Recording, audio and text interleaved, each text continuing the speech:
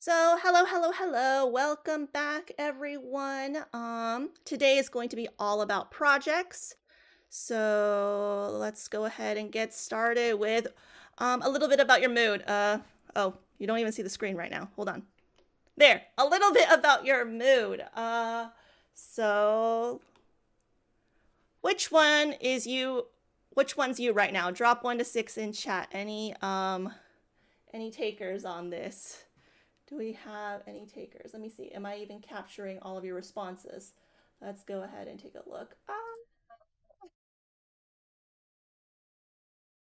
Of course I'm not. 1 second.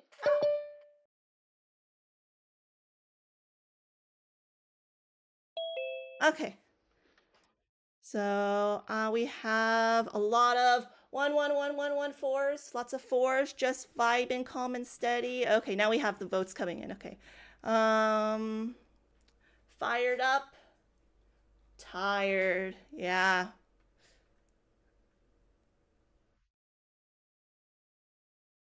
Okay, great. What I'm happy to see is that we don't have very many twos, or maybe you're all just hiding if you're a two.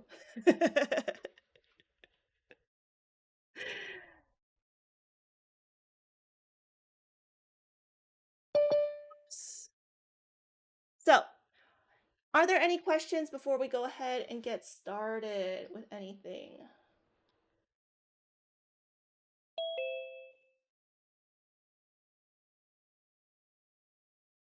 I do have some questions that I will cover, but if you have any questions, just go ahead and feel free to put it in the chat, and I'll make sure to take a look at it and respond. Otherwise, someone will poke me like Luana, who's going to help a lot today, or David, who he's just always in the back. You won't hear him much, but he's there helping, guiding, supporting, all of that.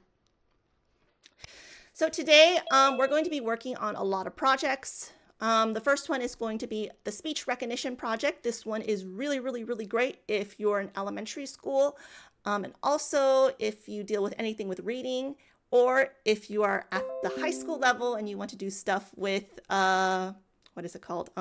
Foreign language learning, because it's all about practicing your speaking skills. Or if you just want students to, practice their vocabulary, it's also a good way of doing that as well. The next thing we're going to be doing is text variables and number variables and Boolean variables. And if those sound scary, don't worry. I will try my best to go slower. I get really excited and I have a problem that I start speaking really fast and then I go really fast, and that's not good. So this is actually the first time we're holding such a long PD, like a full day PD. So we're really adjusting the pacing of certain things. And I think on day one, it might have been a bit overwhelming because I kind of overloaded the day. So once again, we have the question of if we can only listen and not do the breakouts, is that fine? That's fine. If you're just listening in, that's fine. I will be going through a project, so you can just follow along with me and help me code my project. And I'll be modeling a little bit about how you might do it if you were doing it with littles and saying like, okay, we're going to do this now, and how do we go about, creating our interactive story, and you'll guide me through the steps. So our first project is on speech recognition. So you can't see the slide because I'm too big. Okay, so why do we care about speech recognition? Well, speech recognition is part of our everyday tech now. Smart assistants, Alexa, voice activated dictation. Who uses speech recognition for like texting or for really anything, or in your house? Anybody? Okay, so we have a couple people. Google Home. Speech recognition never recognizes my voice. So it never recognizes my mom's voice either. She gets very frustrated by it. Every time she says Alexa, she's like, Alex. So speech recognition opens up a really interesting direction in which you can focus on the idea of like, oh, hey kids, now we're going to talk about accessibility and how can we code things that are more accessible for people. And so for speech recognition on Elementari, we have this lovely orange block that's called on pronounce. So on pronounce, it's orange, so it's an event block, which means that it tells the computer when to do something, right? When to execute the code. So it will listen for a word or a phrase. In this particular case, it's listening for the word hello in the language English. And every time it hears the word hello in English, then it will trigger whatever functions you have following. Okay, so before we get into speech recognition and all that, we're going to cover a few, I think, basics. Questions that some people had. It's like, how do we upload to Elementari? We're going to do that for the speech recognition project, how to upload. And the other question was, can you do superscript or subscript? So like x squared, or like if you want to do chemical equations, is that possible? The answer to that is it will be possible, because as long as we add something in our toolbar, we'll be able to do it. You can't do it now, but ask us again in like 2 weeks and we can make it happen. So keep that in mind. Okay, so for the speech recognition project, I have two. I wanted to create one for foreign language, but that's okay. We're gonna hold off on that. And I also added the animation choice board link here because I just wanted to cover it since I linked it incorrectly yesterday. So the animation choice board, let's just open it up. It's just a whole bunch of buttons where if you click on it, you'll be able to easily see an example of this function to animate, or maybe you want to do bounce. This is one of my favorite functions. So this is just a really good resource if your students have finished early and they're like, what do I do now? Well, you could be like, well, you can explore animations with this choice board, find something to do. Make something rotate when you click on it.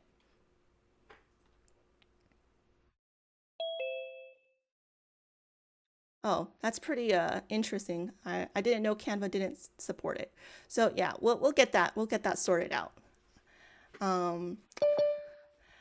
For the superscript and subscript. Okay, so let's go actually first together through really quickly this code tree, growing tree code one. Let's do this one. This one's super easy. It'll be super quick. And I'm going to go ahead and click on start.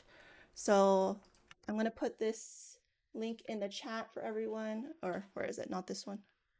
This link in the chat. Or I have the lesson link in the chat. And you can just go ahead and click start, do it for yourself, and it'll just be to explore. So this one has a pre-writing worksheet. We're going to ignore it and move on to the next milestone because we really just care about, coding something. So I'm going to go ahead and add my title to my page.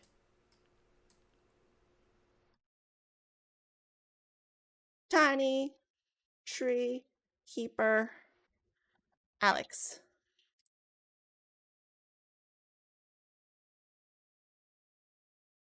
And if somebody still hasn't gotten there, if you haven't gotten your account upgraded yet, please let us know. So just put your username or your email in the chat and I'll make sure that you get upgraded. We should have upgraded most people, but we may have missed a few of you. So. Okay, so let's go ahead and add a background image. Any ideas for a background image? Maybe we have some trees, since we are dealing with trees. Any trees in particular you like?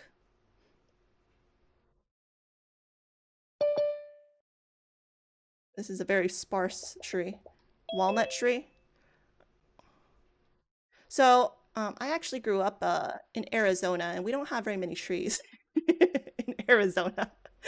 So when I was like looking at those, those maple trees where they change colors and stuff. When I finally saw them, I'm like, oh, it's not just a picture book thing.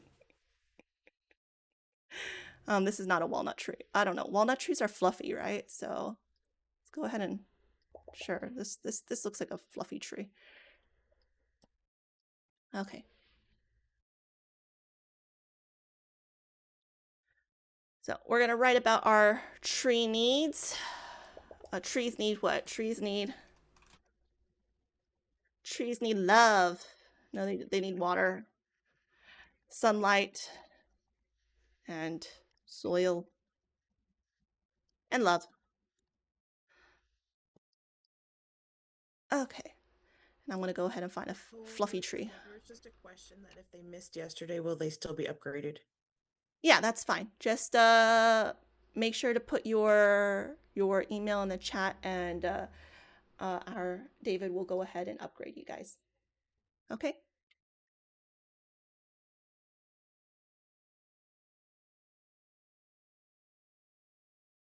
Oh, so I was going to show you upload. So let's say you look and you're like, I don't like any of these trees. I really want, I don't know, a walnut tree or something. One that really looks like a walnut tree because I'm writing about walnut trees. So you can go in and you can go and type like walnut tree. Oh, that's walnut. Walnut tree. And let's see, like under our images, here's Wikipedia. It's a pretty nice image. You can go ahead and download. So save the image. Let's find, oh, yeah, let's go ahead and, what am I doing? What am I doing? What am I doing? I don't know what happened. Sorry. So right click, save image as, save it somewhere on your computer.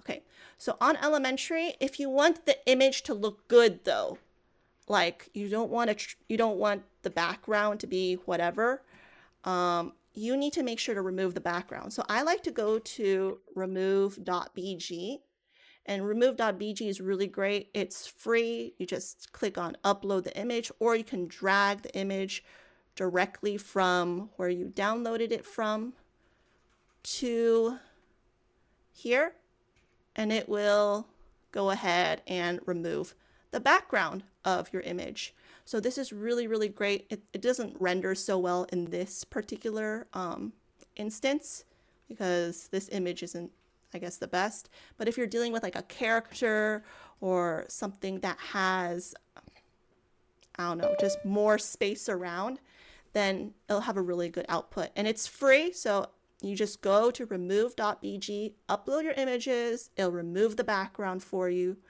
and after that you can go ahead and download it. So you just click on the preview free. You go ahead and click that. That's, the size is more than enough. Once it's downloaded, you go back to your project, you would click upload, you would create a new image folder.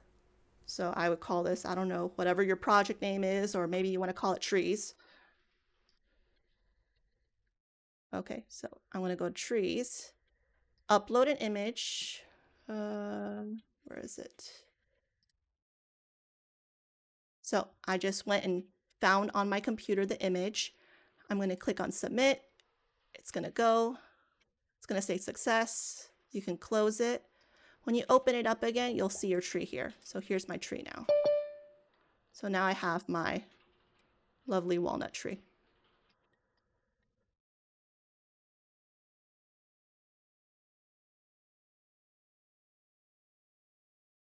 Okay, so remember to go to the event graph side, which is the back side of the page. We have to click on the button at the top called event graph. Click. It'll flip over to the back side, and then you'll be able to do your coding. So Rachel made a great point, which is if you want higher resolution background remover, Canva and Adobe are both free for K-12 and have built-in quick actions. So great point by her.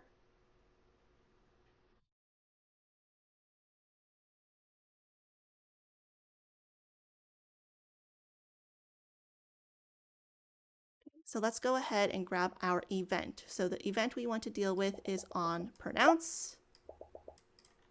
And in the future, we will get a background remover at some point. So after we fix some other bugs here and there. So what do I need to do? So next I have to change the word hello to another word or phrase. So this is saying I need to change it to the word that I want to make sure the computer is looking for.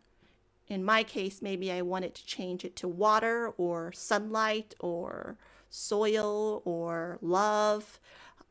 Doesn't really matter. So let's say I want water. I'm going to type in water. By default, the language is English. If you wanted to, you can go ahead and grab a whole bunch of languages. You can do Cantonese all the way to, I don't even know how to pronounce some of these languages. They're there.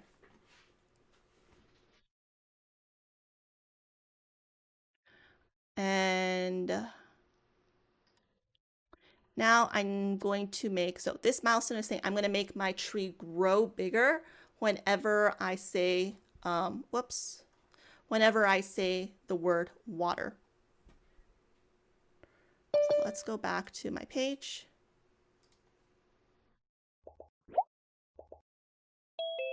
Let's see, water. Okay, I'm going to make my tree grow bigger. So I need my scale block. Scale makes it bigger or smaller. And I need to get my tree.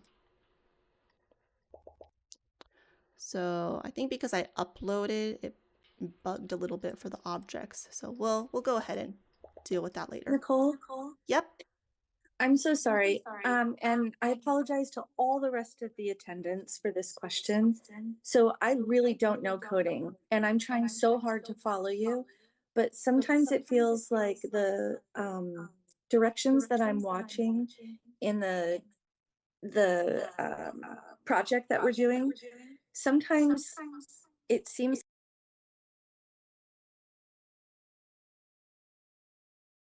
So you're trying to do it on your own while watching me, is that correct? Oh, no, just watch me, that's fine. So just watch, no, that's a great point. I should have been very clear. So the very first part, just watch, just relax, it'll be fine. Just watch me because I'll go through a little bit of how to do it, and then you guys will go out and do it on your own into breakout rooms.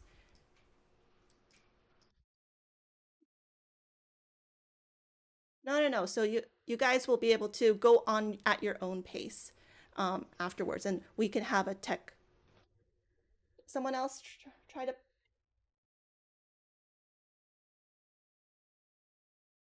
Oh, okay. So I should have been very clear. No, right now it's just watch me, and then I'll go through like things slower also, hopefully. So if I'm going too fast, also let me know. But yeah, we'll go through it together. So so I have my onPronounce event block. It tells the computer when to run my code, right? I have my scale block, which is making my tree get bigger or smaller, and I have my tree. So now I need to connect my blocks together in order to make them work. So how do I go about connecting my blocks together?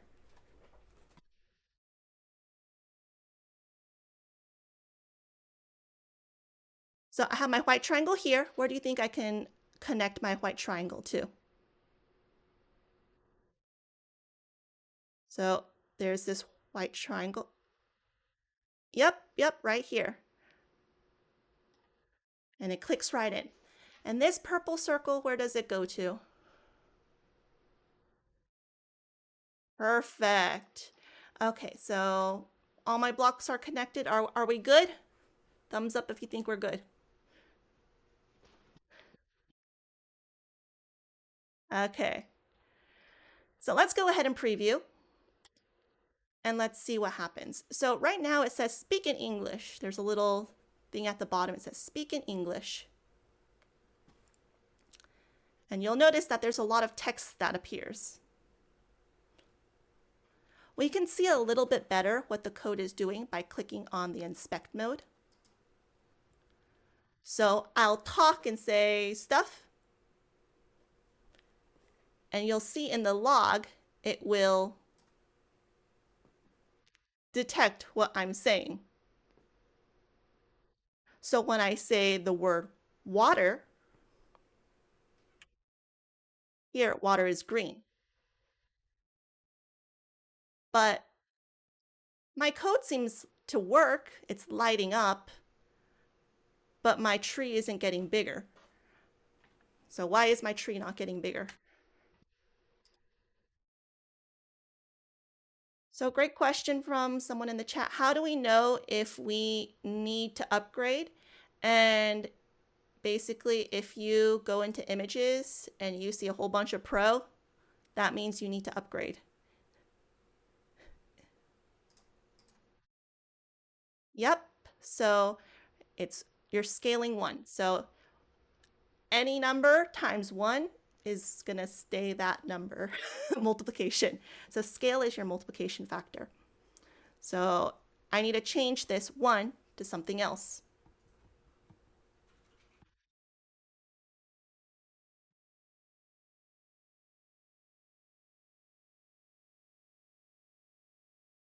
Just try it out. So that's the best part about coding. Coding is, there's no like wrong answer to code. It's just more like it doesn't run the way you expect it to run, which is really great. So I see 5. And let's try that in chat. So I'm going to preview. And every time I say water, whoa, that's a bit big.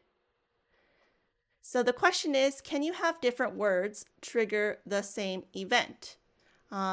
So if you wanted to do that, you can. You would just have more event blocks. It would just be more code, but it's the same concept. That's a great, so right now we don't have a way of doing comma separation for a list, unfortunately. So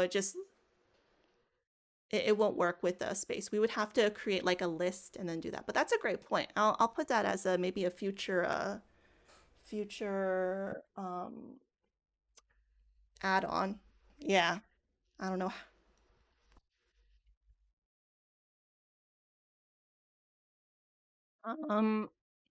So hold on to your thought. When we go into breakout rooms, I'm going to take your project and we'll actually go work through your project a little bit. How about that? Okay, so I have a great question from Kathy. If we add more words, can they all be attached to the same scale box? By that, do we mean like what do you mean by more words? Water gun, or like water and soil, or sun? Huh? Yeah, that's fine. So any phrase is water drops, that's okay. So let's go ahead and preview. So let's go into debugger so we can see. So if I just say water, it's not green, it's this like bluish thing and nothing triggers, because what the computer is looking for is water drops. And so you see water drops here now is green. So the computer is very picky about what it wants to grab.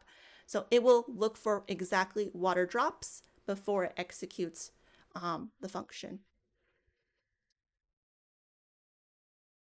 So let's go ahead and not make it ginormously huge. Let's go ahead and do 1.2 so it's a little bit more reasonable. And yep. So let's go ahead and see if we can do that. So I'm going to go and get an orange box. So orange boxes are our events. And let's go ahead and grab another on pronounce. And you'll notice this triangle doesn't get bigger and I can't snap it, so it's not possible. So if you wanted like water drops, Or, I don't know, soil, you would have to do the same thing, but put like soil. So now the computer is listening to both water drops, or it's also listening to soil. And if either of those work, because both of these functions are here, like, then it will execute the code. So let's go ahead and preview. And if we say water drops, soil. Oh, soil's not working. Water drops, are you working? Oh, I think we found a bug, so I'm going to fix that also. Huh? Did I change the what? Oh, ha ha ha. I'm so bad. So you see, I make mistakes all the time, and then I'm like, it's a bug. And then my husband's like, what do you mean? You're like blaming me now? It's you. So no, we have to change the scale. So let's make it at 1.5 so we can see it a little bit better. Okay, so let's try it again. Water drops. Soil. Yay! Okay, so that gives you an idea of onPronounce. Now I'm gonna stop this. We're not gonna continue this lesson, and instead I'm gonna grab a brand new page to show you another really cool example that uses the same blocks. So let's say, any of you heard of like novel effect or used novel effect before in your classrooms or at home?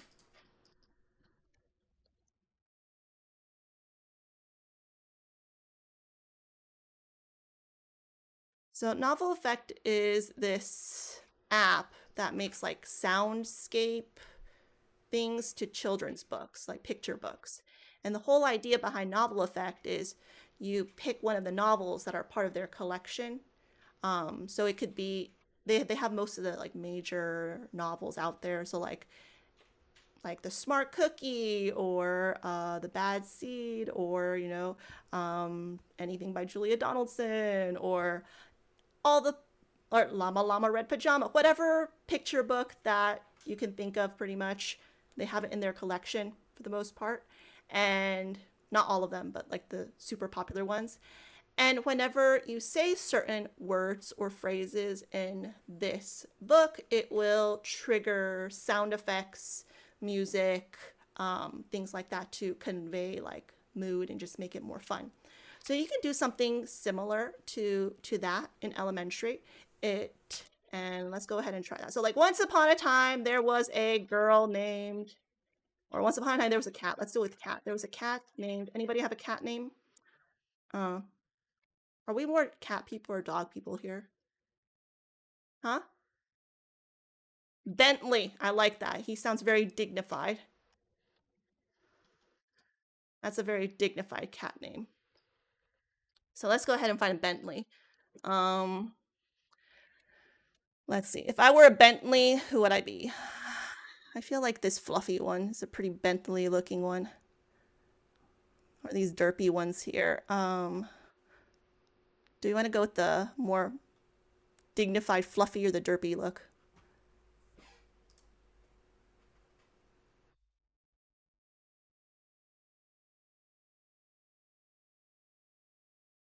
Uh,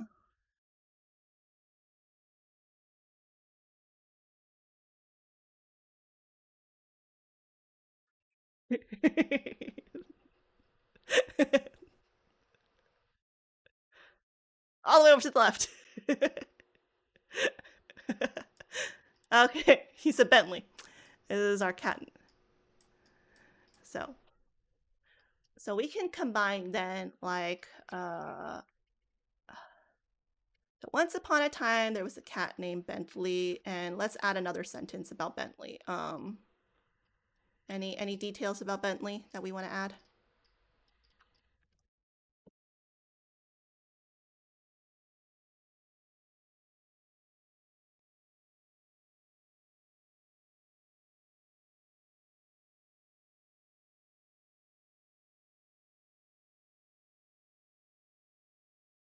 Okay.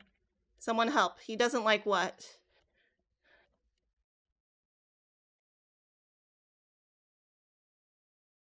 Okay, so oh, that sounds like my children. He doesn't like to share his toys. Okay, once a okay. Okay, so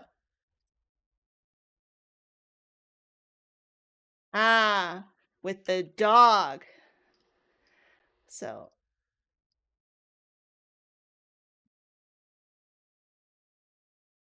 okay, well, we need a dog now.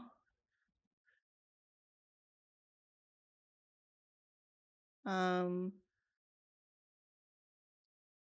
do we have a dignified dog? Oh. He doesn't like to share his toys with the dog. Okay, so let's go ahead and make this into like a novel effects story. So I'm going to go ahead and grab on pronounce, and maybe let's have our Bentley say something.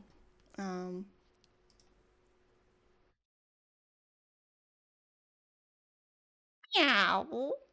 Stay away. And we can trim our audio to whatever we want. Save it.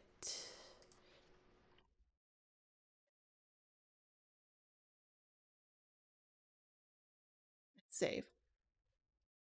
Okay, so let's go ahead and grab our function, play record sound.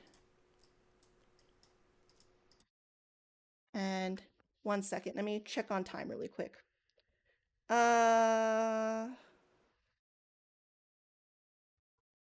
30.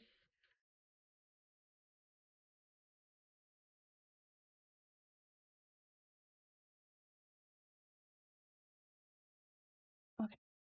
So if you want at this point, let's go into breakout rooms actually, and I'll stay here, and we'll have a breakout room for maybe people who want to do the escape winter maze. You guys can work together with that on that one. And we'll also have a breakout, a room that will be for tech support for people who might need help, either if they want to go in by themselves through the Growing Tree project or if for any other reason. Okay, so we will have, yeah, so Luana's going to get ready with the breakout rooms, and we'll have the breakout rooms pretty much until right now it's 10:30. Let's go until 10:50 until the break, and then we'll have a break after that. And we'll come back together to recoup and talk about variables at this point. I think we have a stronger idea about speech recognition, and I think right now it's just playing around with different ways of doing it. The Escape Winter Maze is a really fun project for grades, I would say 4, 5, and up. Because it uses speech recognition, but also animation. So I'm going to just show you really quick what it's like. So it will look for up, right, up, right, down. And then of course, students can, add other things to the grid if they wanted to. As an extension, you can add an on collision block, so you can detect whether or not your gingerbread man or whoever character you have collides with something else and play a sound effect. And those are all like additional extensions that you can build on top of this project. But this is a really fun project to start with. Oh, I think we do a collision because you have to get to the key. Up. Let's go to the key. Up. I said up. Right. Right.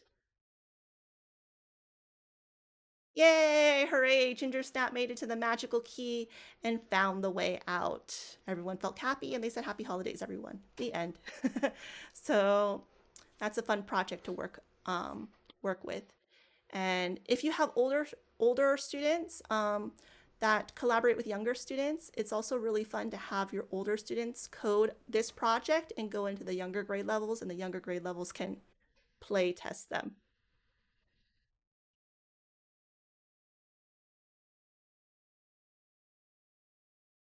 Did I post the link to today's slide deck? That's a great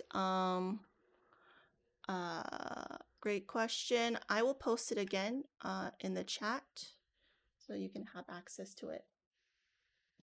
So breakout rooms are available now. We have how many? We have Escape Winter Maze breakout. So you can go in there if you want to, you know, just code with somebody else and chat. We can open up another one if there's too many people. Otherwise, you can stay in here with me and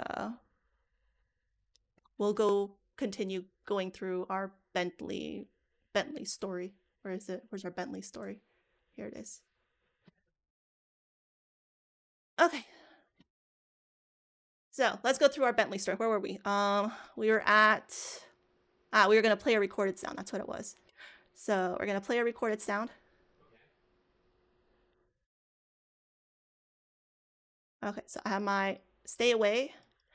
And I want to play this recorded sound maybe when I say the word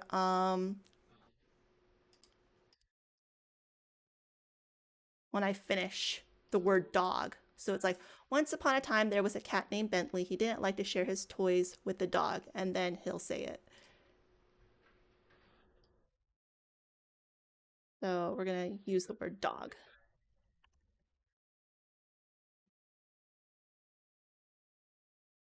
Just this page. That's a great question. So the code, yes. The only thing that carries over are variables. Variables will carry over through all the pages and play background music. If you have a black background music playing, it will play across pages.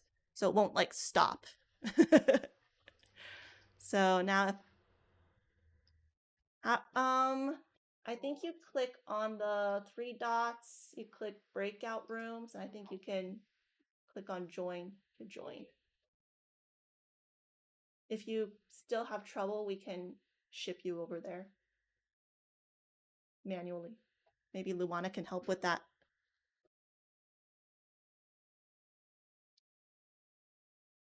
Luana, can you maybe help? I don't really know who it is that's talking, so I'm just responding.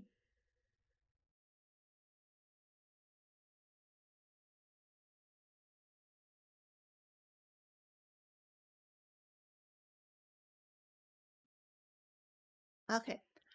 Where was the Ginger Snap page you showed? So I'm going to put that link in the chat. It's the Winter Maze.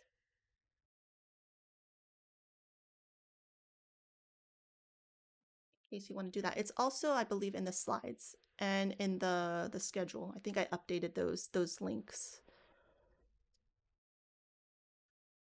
Okay, so let me continue. Where was I?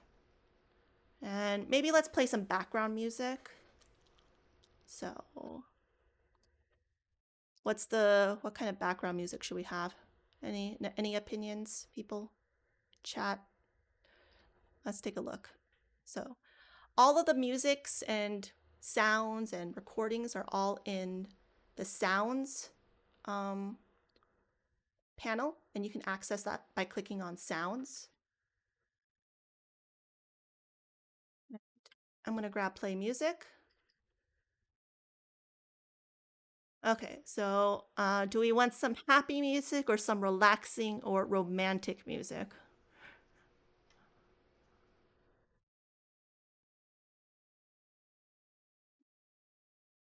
Let's go. No problem. It's meant to just be fun. That's why it's fun. Like it. This is why yeah, coding. Where is it? Patience. So quiet.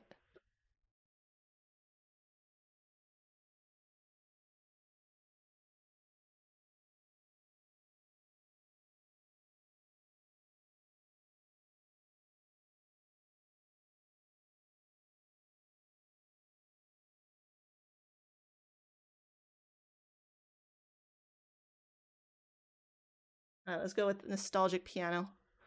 Okay, so let's play music of nostalgic piano when? What are we gonna, when are we triggering it? Once upon a time, there was a, let's put it at, once upon a time, there you go. Once upon a time. On pronounce, where am I? On pronounce is an event. Orange blocks, I need orange blocks. Okay, on pronounce. Let's do it at once.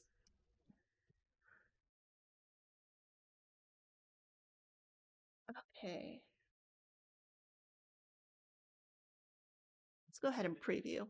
And I'm going to open up inspect mode to just make sure things light up when they're supposed to light up. So the thing that's a little bit annoying about the speech recognition is that you have to pause so the computer can know when to like take the speech and process it. Okay, so once upon a time there was a cat named Bentley.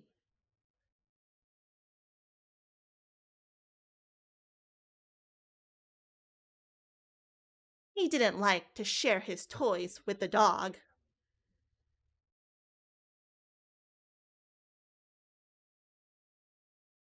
And there you go. So this is a great way to make it fun for coding and also reading fluency. And you can extend it to other languages, like I mentioned. So if you want to say, I don't know, you want to start practicing your French or something, you like bonjour, and you choose French. And let's see how good my French accent is. Bonjour tout le monde.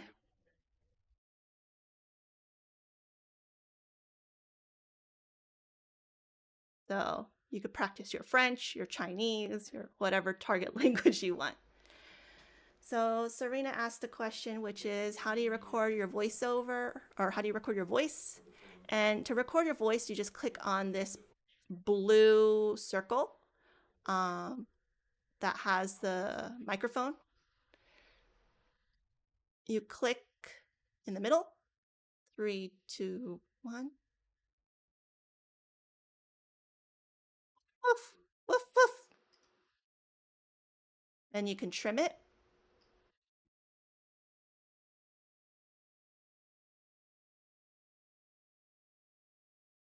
You can also make the pitch funky. So you can make it lower or higher. Let's do woof.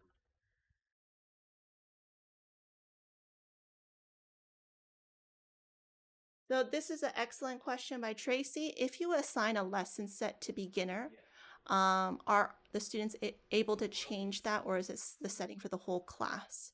So when you set the lesson to beginner, it's set for the whole class unless you go in to change it yourself, or the student can also change it themselves. But it just, so if you decide, like, let's just see what the, let's go to the lesson again. And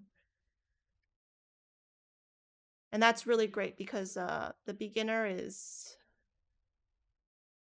it should be maybe like what you use at the very beginning when they first get started with elementary, so they don't get too confused by things. Like this is a really short one. Because I know my students, if I don't give them beginner at the very beginning, they just start scrolling and looking at cat pictures for the entire time, or making the dragon fly, and they don't actually write the sentence. So this is beginner. There's nothing else that you can do except for the action. Once again, if I want to set my levels to 3 dots, I click, I can set it here. As a teacher, you'll be able to set your level when you go into your classroom and you see all of your students. You can change the level there, I believe. So you want to lock them in so it stays that way. So Tracy's still talking about the setting it to beginner and making it stay that way. Right now, it used to be that way where it would lock in, and then some people didn't want it to be locked in, so we put it back that you could change it again. So yeah, I think right now it's just, yeah, you just eyeball it. So the difference between beginner and approaching is simply the overlay, and the difference between approaching and proficient. So approaching is the default setting. It's what you see when you join. But what is it? The third setting, level 3, proficient. There's no highlights. So you see there's no highlights around the text in this case. Hello, welcome. So we have 2 things kind of going on right now before our break. The first is you could just go through a project with me and ask any questions. The second one is we have some people working on the Escape Winter Maze by themselves, which is put in the chat again. Where am I? So I have another question, which was, is there a way to flip an image on the horizontal axis so that it's looking the other way? And yes, you can do so. So let me get this cute little mouse here. This was actually illustrated by one of our great illustrator friends, Len Smith. He worked on a lot of Disney movies, actually. It's really impressive. And you click on this little button at the top. I don't really know what it's called, but it's the flip button here. So you have to first select the image. It brings up a toolbar. So you can add a shadow. You can change the opacity to make him invisible or not. Change the brightness if you really wanted to play around with that. Contrast, the blur, and this one is to flip. And we also have a flip function, which is pretty fun. So if you're dealing with animations, you can like have your witch, or I like doing the witch, on a broom. Make her fly across the page, flip, and then fly backwards. You guys want to try doing that, or you want to try doing some other things?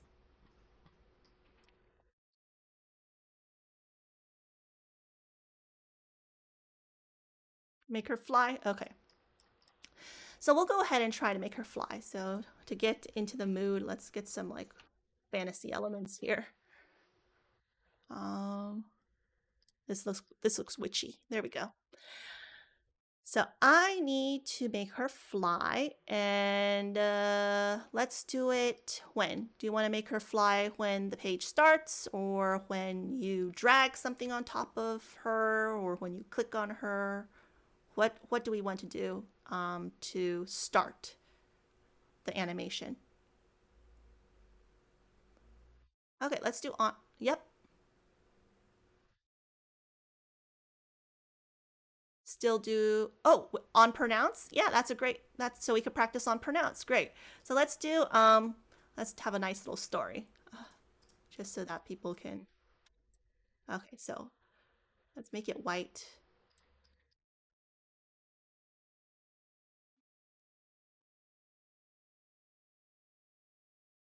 So, once upon a time, there was a witch, ... You guys need to fill in the blanks. Okay, and while you fill in the blanks, I'm going to go ahead and grab the word witch as my event, and I want to make her move. So move is very special. There's 2 move blocks. One of them is called move to point, and the other one is called move. So what's the difference between move to point and move? Well, one of them is the relative position. That means it's going to move relative to its current position. And move to point is like if I want it to move like to a specific XY coordinate. So on Elementary, we do not use Cartesian coordinates, which is the coordinates that you see in math. So, when you go and enter any math class at like what, fourth grade, they're like, X is this way and Y is this way, X positive numbers. I'm pretty sure this camera is like completely doing it the opposite way that I'm actually pointing. But when you enter a math class, you learn like the X, Y coordinates. That's Cartesian. When we talk about programming, they don't use Cartesian coordinates, unfortunately. Why? Well, they just don't feel like it. So we follow the programming way of the coordinates. So that means, let's look. You see right above my mouse, there's X is 32 and Y is -7. If I go to the other corner, you'll see X is about 1020 pixels and Y is -8. If I go down, X is 1020 and Y is about 500 something. And same thing with the other side. X is 0 and Y is 547. So this is not the Cartesian coordinates. So if you're confused about any of the move blocks, you can actually, I think I have a little explanation about them in the little question mark, where if you click on any of the question marks on the block, it has a quick little video and like some information about what all the ports are in the settings. So that's available to you. And once again, you access that by clicking on the little question mark button in the corner of the blocks. So I'm going to make her fly, and the objective is to make her fly like back and forth like this while flipping when I say the word which. So let's do that. I'm going to use move in this case because I want her to just fly horizontally. I don't care about making her go to a specific point. I just want her to fly horizontally. So I need to grab my which. I have my 3 blocks on my page. How do I connect them together?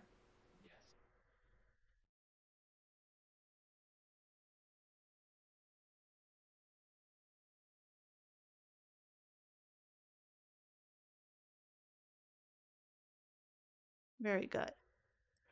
All right, so Ben has a question, which is it possible to change the sensitivity of pronunciation? Trying it with the 6-year-old and didn't understand when they said water. So what would be interesting is if you go into the debug mode. So when I go to preview and I go to debug, what is the computer thinking that she's trying to say? I think that would be very interesting. And unfortunately, I can't change the sensitivity because it's part of the built-in speech API that the browser uses. So it's just the general browser one. We didn't really build this. We just take the API and spin it our own way. Okay, so little crash there. Okay, so let's go back to making this white. And oh no, my blocks disappeared. Where'd my move go? Move. So move. Okay, and then I need to preview and nothing happens. So why does nothing happen? Yep, I need to change the X and the Y value. So what do I change? I change the X value to, let's first move my which here. I want her to move this way to the left. How do I move her to the left?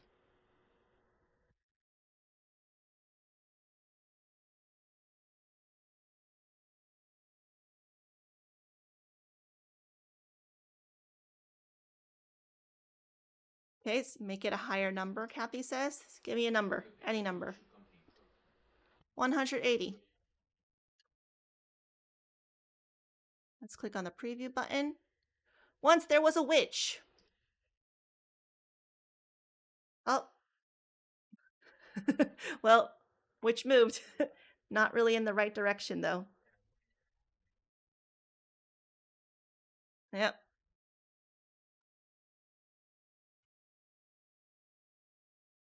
So what do? 180, negative 180. Let's try negative 180. Let's preview. Once there was a witch. Okay, well, she didn't go very far, but you get the idea. So let's go ahead and make it another number.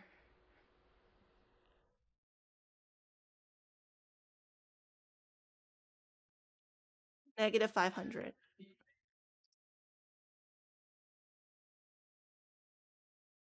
Once upon a time, there was a witch. Oh, look, she zoomed very fast. Okay, so she zoomed, and now I want to flip her over so that, where am I? So that she flips. Let's go ahead and find flip. There's a flip button somewhere. Ah, there, flip function right here, flip. And I can decide whether to flip it horizontally or flip it vertically. I'm going to keep it at horizontal and leave it at that. So let's go ahead and preview that really quick. Once upon a time, there was a witch. Now she's facing the other way. So then we can just sequence our functions again. And I'm going to copy and paste.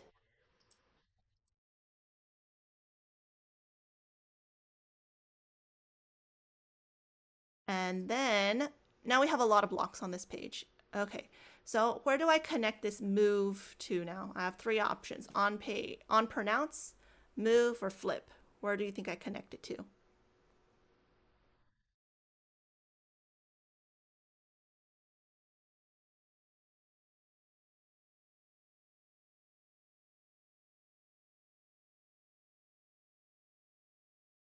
So we move it to flip. And then we want to go ahead and grab our object. In this case, we're just dealing with our witch. So we're going to go ahead and connect her to the witch. And finally, we're missing one last piece. What are we missing?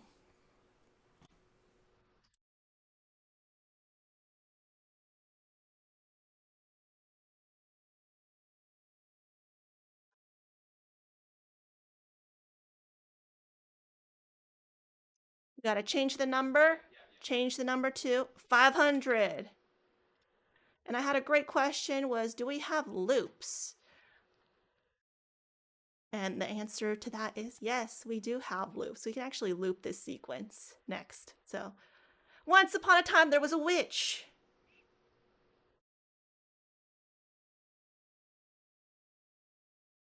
Okay, so let's actually try looping. So loops are on our event block, and we actually cover loops a little bit yesterday, but they're always on the event block. And let's go ahead and do forever. And let's see what happens. Once upon a time, there was a witch.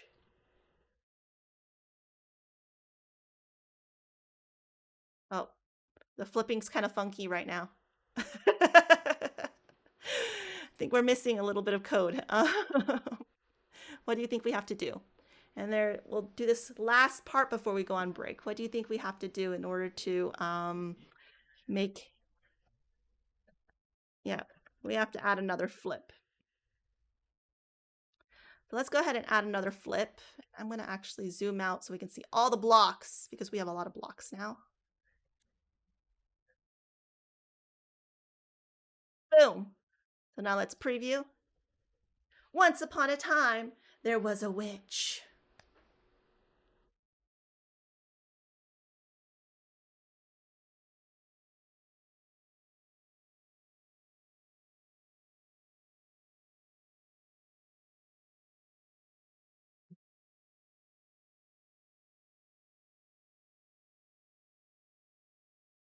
Yes, you can. The only tip I would say is once she's gone, it's going to be hard to get her back. So the way that I do to get her back is I always just like leave a little bit, and then if I need to, I'll just get some other object and I'll actually group So that way I can hopefully grab it back again. Otherwise it's like really hard to grab her back sometimes. No, it's I do that a lot, but sometimes then it's like, it's gone.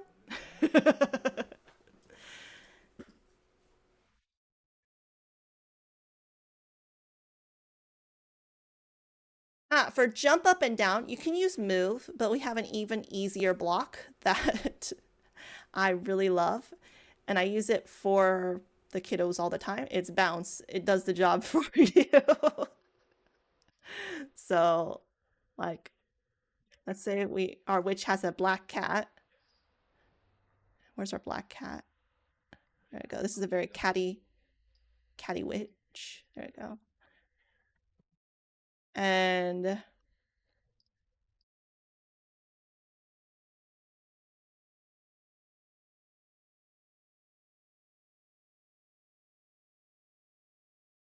go ahead and say, like, every time I say cat. Whoops, cat blocks is on. Once upon a time, there was a witch, and she had a very black cat.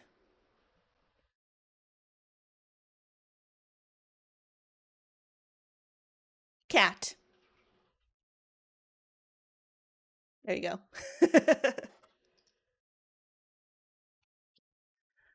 So, we are actually at our break now. So, let us all take a break. And yeah, and yes, Jackie makes a great point. It's great to see an expert having trouble with the code. So we all have our little oopsie moments. And really, coding is, I think, very special. It's very similar to almost any engineering, in which that making a mistake is not a bad thing. It's actually a good thing because you can debug things and make it better. So whenever I ask you guys, please let us know if you have any problems. I really mean that, because I want to make sure that we can always fix it and correct it and move forward with it. So yeah.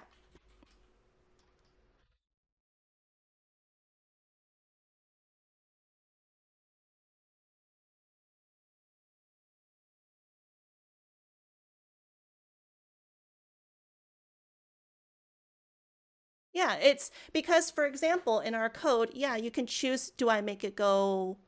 It's more like, is it doing what you want it to do? And that's what's really important when you ask your students, is like, when you look at your code, is it doing what you want it to do? What do you want to do first? Are you achieving what you want to do?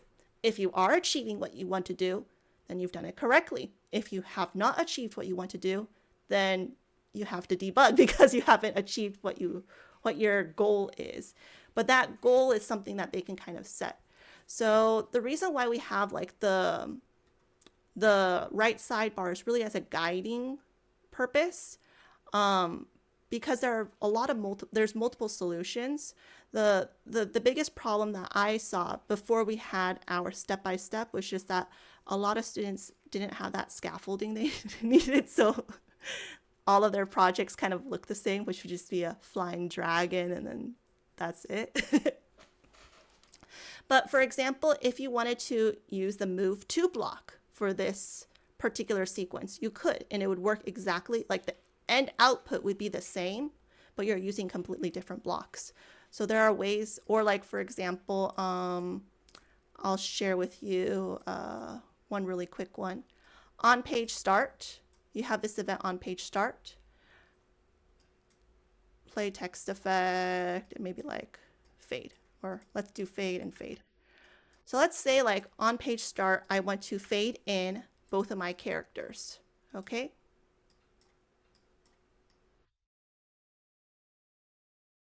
I can connect it like this. That works. I can also get another one, another on page start event block, and connect it like this. This is the exact output in terms of when you click on preview, it's the same thing. So there's a lot of multiple ways that you can do the same task. And I think that's what makes coding pretty fun moving forward, because you want to really push forward the idea, like when you code, you're going to be debugging. And if we can translate that idea into other core subjects, think about how powerful that is. Like, oh, I'm actually going to be revising what I've written. Amazing, right? Or I'm going to actually take a look at that science report I just submitted. So, anyway, we're on break.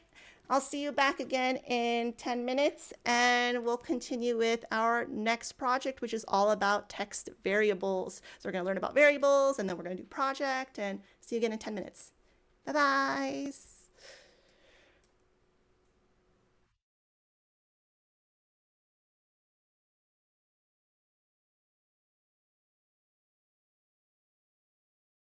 Yeah.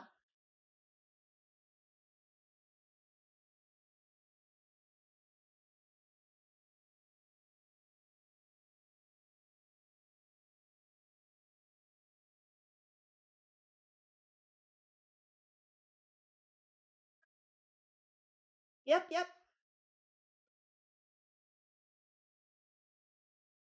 Okay.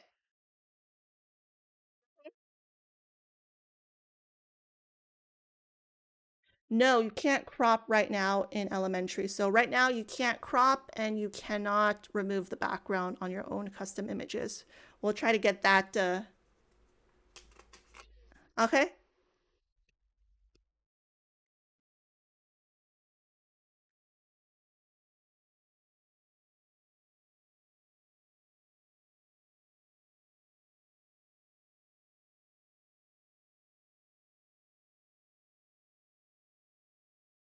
Yes, please.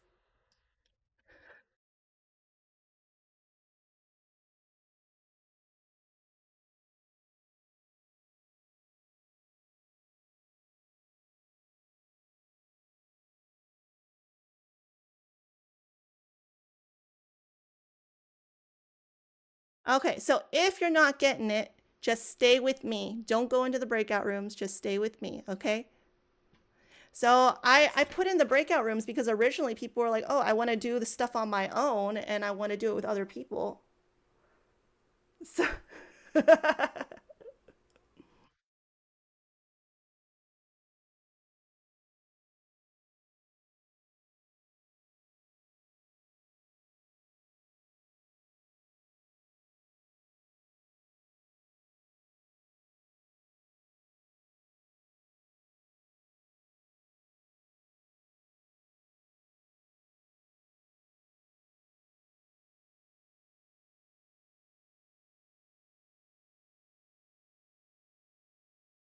Mhm. Okay.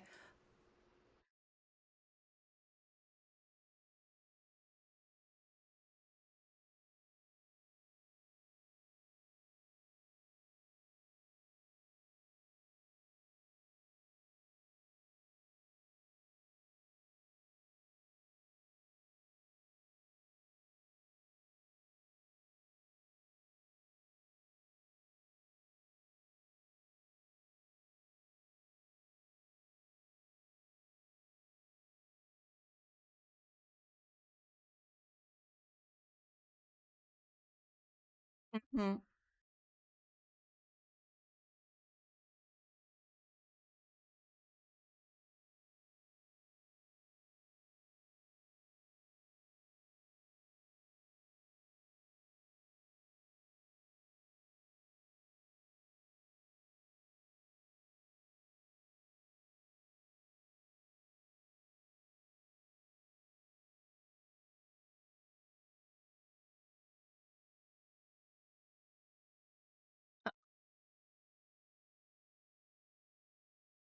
Mhm. Okay, well, I'll just tell people, just stay with me.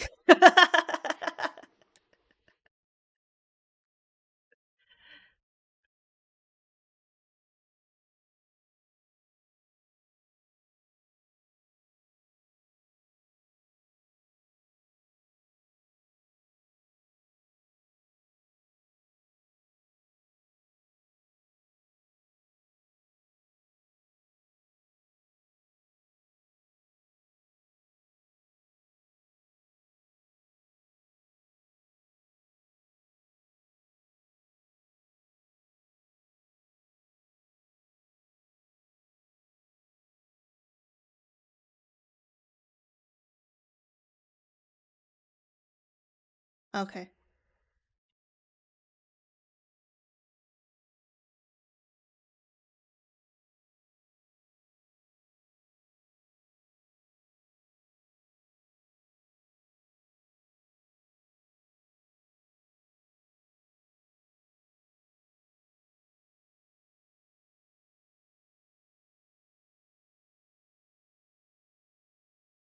Okay, so we'll try again. Restart, refocus for the variables, and I'll try maybe going through. We'll vote on which project we want to do, and then we'll go through it.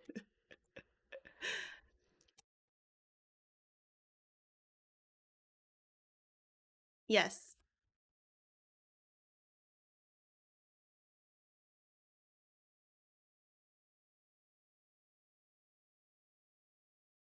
Okay.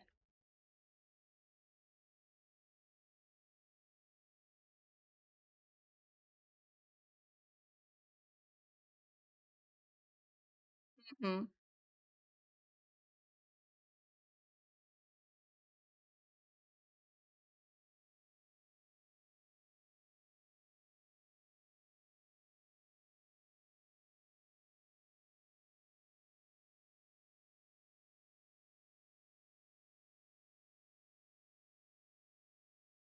Or maybe I don't know. Maybe we can have Luana lead one of the other ones, because the problem is otherwise the sessions are really, yeah. So I can, maybe we can add Luana and she can go through one of the lessons with you guys, and then I do another lesson. And we'll try doing 2 lessons after we do a we. So for text variable we have a I do, or we do thing, very short one, and then there's a different application that we can do breakout rooms for. I'll share. Let's see. Well, tech support is David, so he's in charge of that.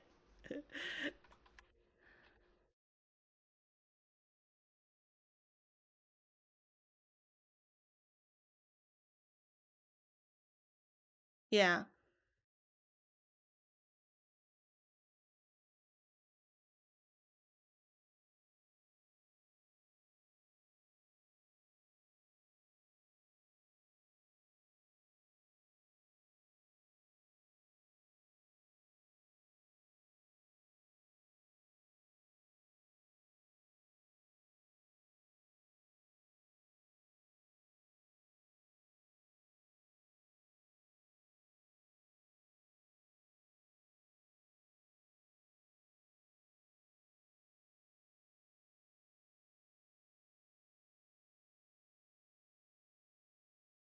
Okay, so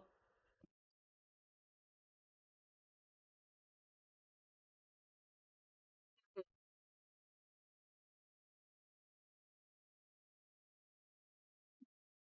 see. I think we actually have the flipping one as a lesson somewhere. Let me see if I can find it. Let's see. So yeah, let me see. So if, yeah, share, yeah, so I see your screen, yes. Um,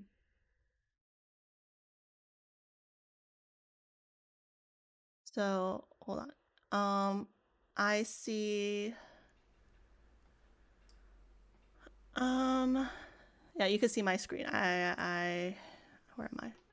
I'll be back. Okay. I see your screen. You have a character, a little elf guy, and what are you doing?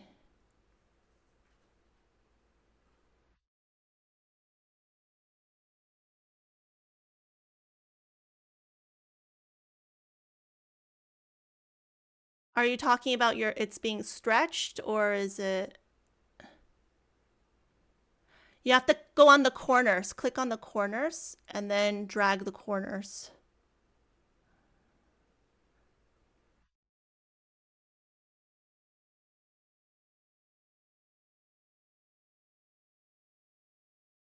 Ah, so you're talking about the hitbox. Maybe she uploaded as a background image. Okay. I see what you meant. Yes?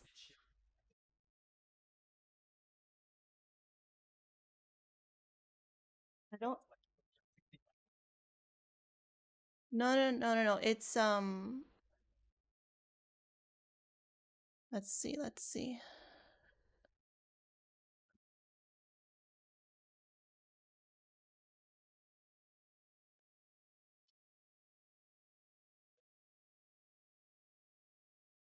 Okay. Oh.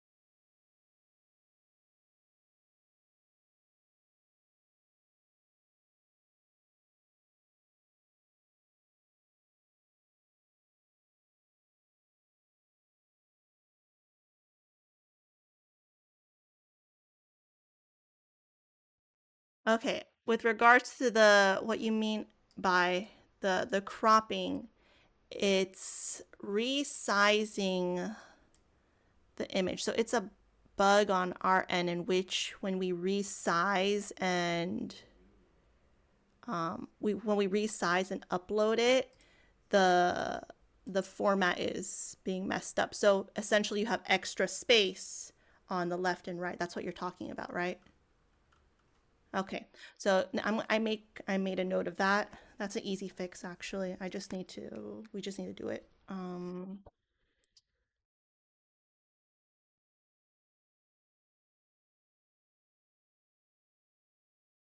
Yeah, yeah, you need the hitbox to be correct. So for right now, can you just use what do we have an or do we have an elf? I don't know if we even have an elf. Maybe not.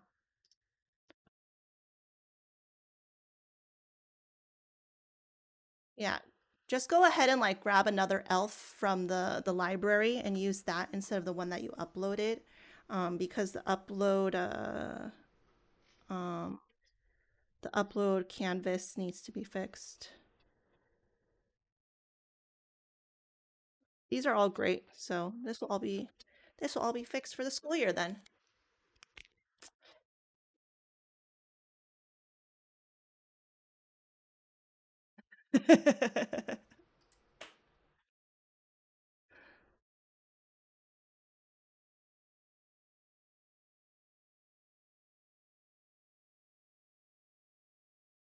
Yeah, so actually we're gonna come back from the breakouts and talk about text variables next. So we're moving through all the concepts first, simply because I know that some people might like the text variables and booleans. If you're a second grade, third grade teacher, you don't care about those unless you're planning to create yourself because your kids don't need those. But it's more like just to get those concepts like done so you know kind of like the capabilities. And then Wednesday again we'll just continue with um well, Wednesday is like going back to the core basics with more application. And you guys can always just work on whichever project you enjoy working on by yourself. But like I mentioned before, like if you don't finish any of the projects, that's fine because the goal is not for you to finish the projects really. The goal is for you guys to have a to play and then have a lesson that you feel that you want to do. If you have a lesson that you already want to use, then that's great. But if not, then you have Thursday and Friday to really come up with your own lesson. Yes.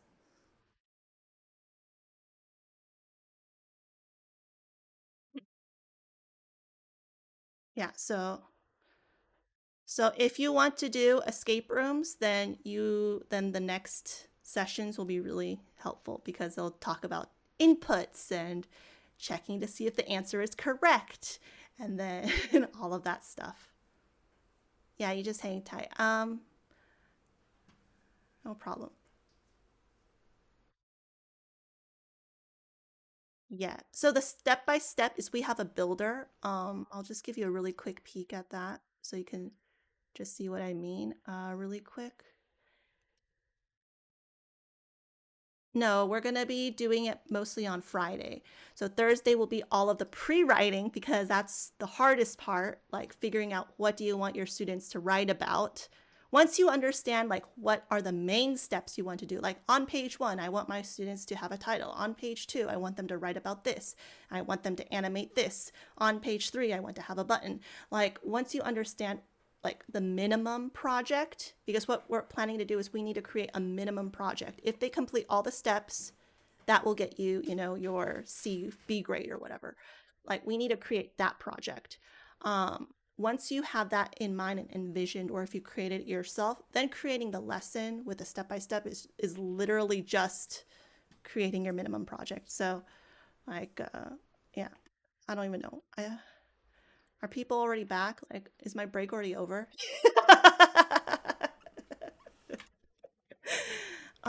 So like example lesson. So this is the lesson builder. Don't worry about it if you feel overwhelmed. We're not going to cover this at all, but it's just to kind of give you a heads up of what Thursday, Friday. I'm not sharing. Oh, there you go. Okay, so I went and I went to my lessons plus lesson. You can create your own lessons. So I just went in and I'm just going to share with you a little bit what the lesson builder is like. So for example, I would have a milestone. Usually if my first milestone is a pre-write, let's just say create a title page. Then you can choose, do I want step-by-step instructions, yes or no? I say yes. And then I build my blueprint by creating the minimum project that I want my students to create. So if I add a text box, boom, my instructions appear, and then I can add a, you know, a cat or something. And I can say, write your title or my awesome title. And then I can give it some extra notes like write your title.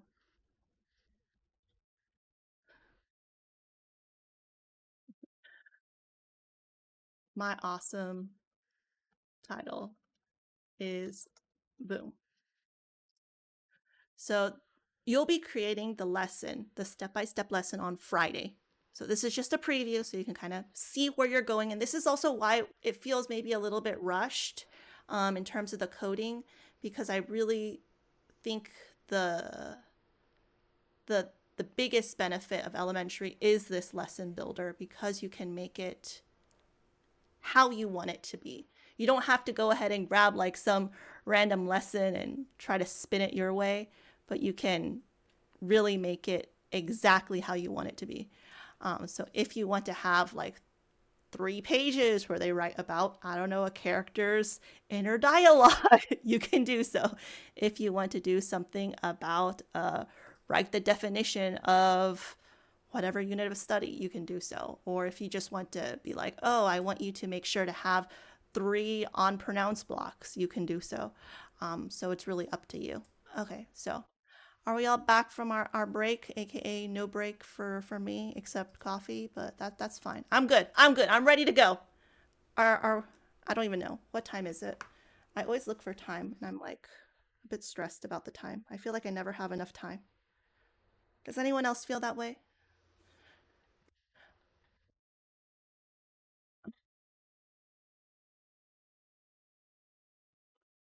So right now it's 11:28 and let's go ahead and continue then. So where am I? I'm going backwards. Okay, so pretty much how can students extend the on-pronounce block? Well, it's really great for vocabulary practice, accessibility projects. We talked a bit about that. There's a lot of real-world applications. You can focus on that. Um,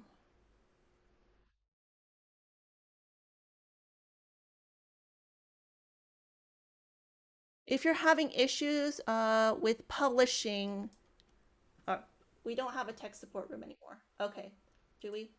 Are we all back from breakouts? Should be, right? Good. Okay. So, whoever is having issues, can you please send a message to tech support? Or send a message in the global chat about your project URL, and we can access that and check it out. So if you're having issues with any of that, can you please do so, and we can try to look at that. So speech recognition powers basically all the closed captioning transcripts, and there's a lot of gaming and accessibility tools that use speech recognition. Any of you guys play games like scary games, horror games?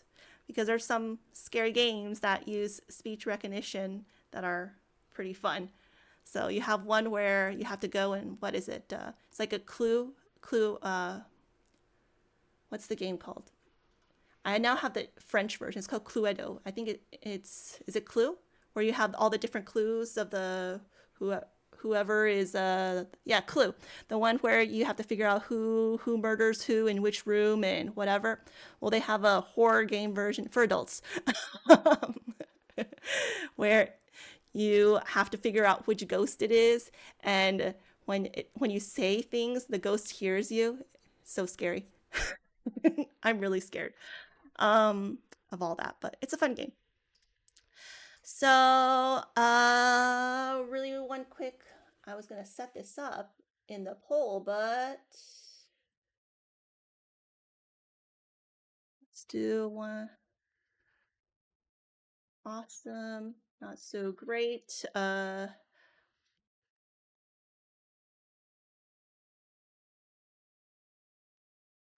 Okay. Okay, so in the chat, if you can, please type kind of how confident you feel about teaching variables. Let's see if my chat will appear properly.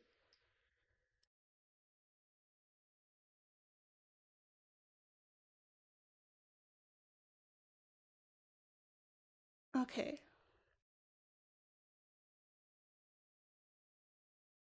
So we have a lot of threes, some ones. Okay, you guys are great. Once I learn it, I'll be a god. I like that attitude. Only with library searches. 4. So no big deal if you're like, help. I'm here, and we're all here. You guys will teach it better than me, I bet. So let's talk about variables. And these slides that I've shared with you, you can copy and paste them if you want to use for your own. So if you want to explicitly teach these concepts to your students using my slides, feel free. I don't care. Like, I want this to be shared out if you want to. So I will try to also package them so it's a little bit like better in units, but you can just go ahead and copy and paste any slide that you want from any of my slide deck. I really don't have any hesitation or reservation about that. So what are variables? So variables are like labeled containers. It's like a box. They hold information. This information can be numbers or words, whatever. And you can change what's inside. Most people, when they think of variables, they think of math. They think X or Y. And those are letters that will hold some sort of number value. But variables are much more broad than just math. Okay, so I'm going to talk about what you talk about variables, but there's like this thing called variable types in computer science. And the type of variable basically is saying what type of information is going to be stored inside. So like numbers deal with number things, right? Like you're going to add, subtract, multiply, and divide numbers. You're not going to multiply 2 with the word, I don't know, atta. Atta times 2 does not work. So the type of information and the variable type are very important in computer science, especially because computers are are not the smartest. So they don't have like thinking skills. They kind of just execute what you tell it to do. So if you do something like 2 plus ADA in Python, it's not going to like you. Or worse yet, if you're in C or in another language. JavaScript is much more flexible about that, but it's important to know about variable typing because that's how computers work. That's how like the more foundational programming languages work. So in elementary, we don't have that many types. We just have 3.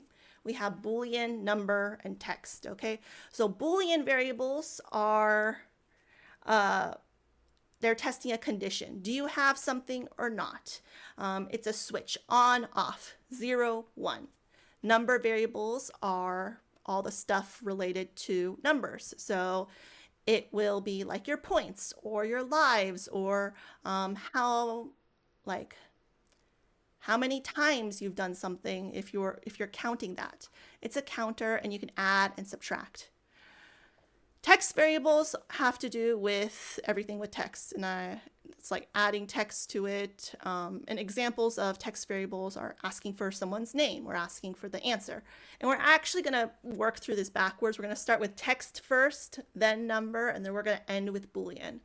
So what are text variables? Well, text variables hold words or letters. So an example would be Ada. So whatever your name is, that can be a value for a text variable called name. Text variables are really important because they allow personalization in your projects. So if you ever played Pokemon or any game, the first thing it'll ask you is like, oh ho ho, what is your name? And then you type in your name, and throughout the game, it will use that name. Or it will be like, so let's just stick with name for now. So using variable in your story. So in elementary, we can put variables in our front end of the project with curly brackets. Okay, so the curly brackets or the curly braces tell the computer, put the variable's value here. So instead of saying hello Ada, we can say hello curly brackets name. So name in this case means swap this with what's in the name variable, whether that's Ada or Nicole or Heather or Rachel or whatever. So why do we use curly brackets? This is not really that important, but it's just kind of fun. This is actually called mustache notation. We didn't make this up. It's actually from Mustache.js. And we see it used all the time now for like mass mailing lists and well, not really for Mad Libs, this formatting, but the idea of variables, text variables is used in like Mad Libs. But if you've ever done mass mailing, so it's like, hello, first name, comma, I'm reaching out to you from company, or yeah, that's basically using curly bracket notation most of the time. Okay, so the first thing is like I've added all of the blocks I need to ask the reader for their name. I have a create text variable, and I have 3 blocks on my page. I want you to tell me how to connect these blocks together in order to make them work. Okay, so we're going to just take a look at the picture first. I'll show you the answer, and then we're going to code this example together.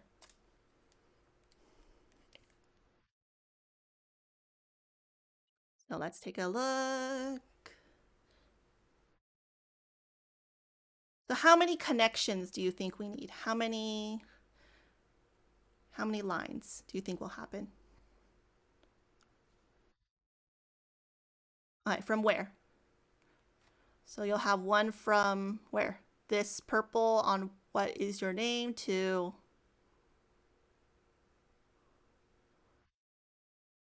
okay, yeah. Okay.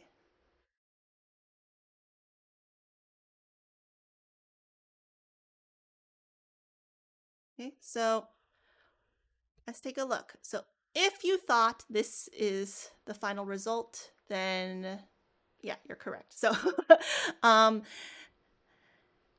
we're going to now work through this example and see how to do that. So I have this hour of code project. I actually made it this morning. And I'll share that with everyone in the chat. And I will try to go really slow so we can all do this one together.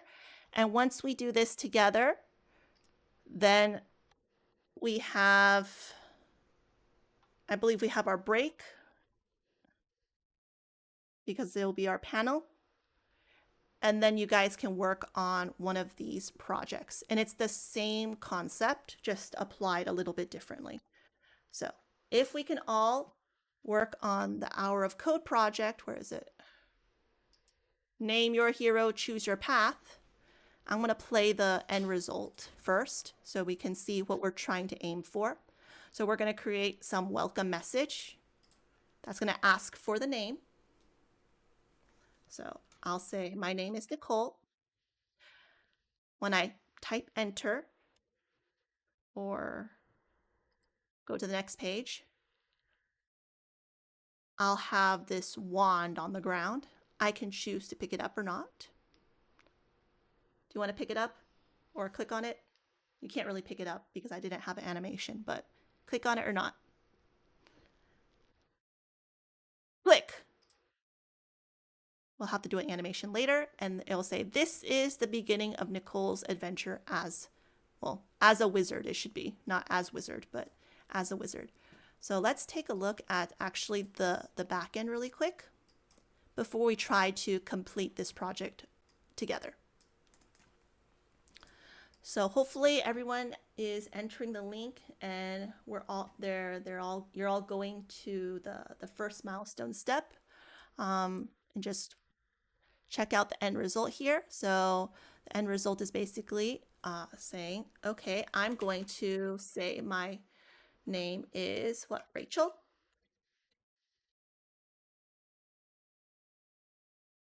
So you'll notice name is now Rachel. On page start, I am a traveler. And when I click on the wand, I become a wizard. So we actually are dealing with two variables in this project. One variable is going to store your name. So this is going to be something that you type in.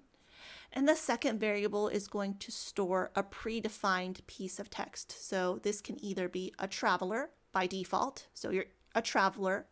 Or if you click on the wand, you will set the variable role to be a wizard. Okay, so this is the end result that we are working towards.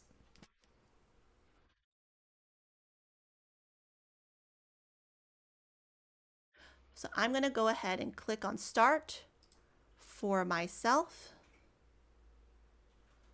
And hopefully we're all here. Are we all here on what's your hero's name? Thumbs up if we're all here. You can. I'm going to try to go a little slower. So you can watch, you can go along. I'm just going to try to go a little slower for those who want to do it along with me. Okay, great. Okay, so the first step is we need to have our little welcome the player. So welcome to the kingdom of, I don't know, what's our kingdom's name for those that are watching?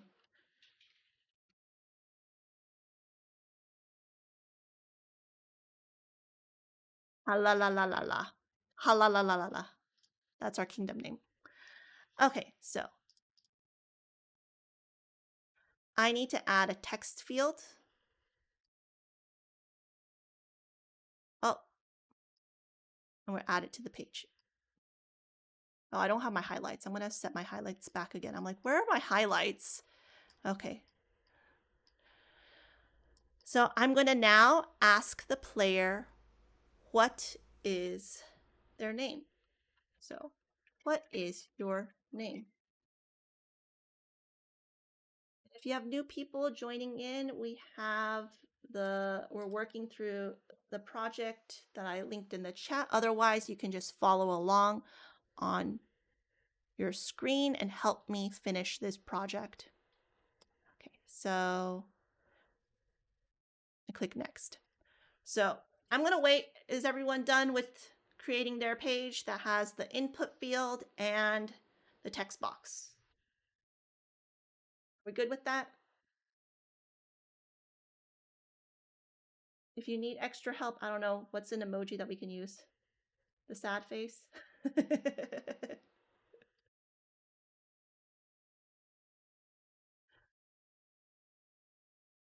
I guess, oh, we have the raised hand, technically. So the next step is we're going to start coding by going to the event graph. Click on event graph and get our variable.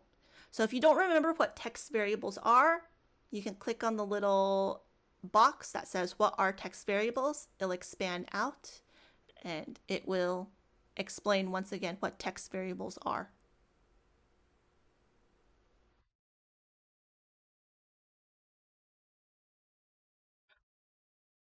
Were you able to get your technical issue resolved? Tech support room is open again if you need any help.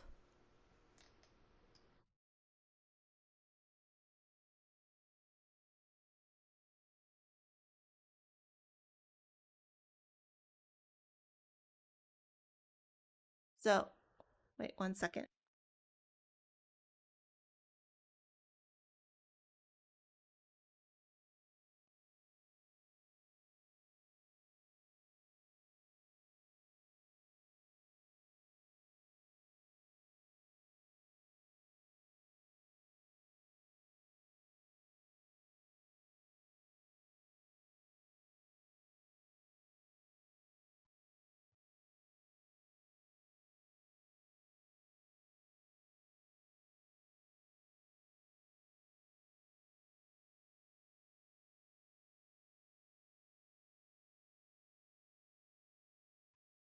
Okay.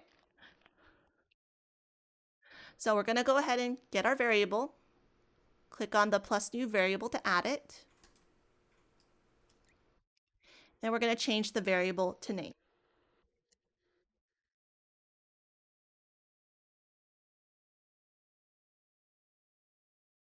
We will add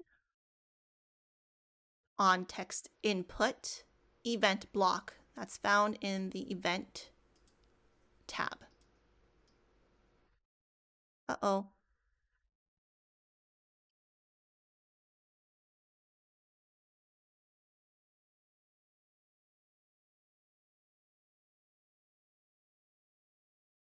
Let's see. I think I have other stuff open, that's why. Okay. On text input. I'm going to go ahead and grab the variable equals text object block. And what is this block? This block will set the variable's value to be the same as what's in the text object. So this can be a text box, a speech bubble, or a text field. And I need the text object that I'm dealing with. So in this case, it's the input.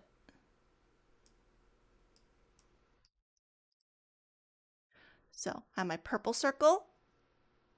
Goes where? I have my 3 blocks. Where does it go? It goes to the purple circle, fills it in, and the white triangle goes to the filled in. It fills in the outlined triangle.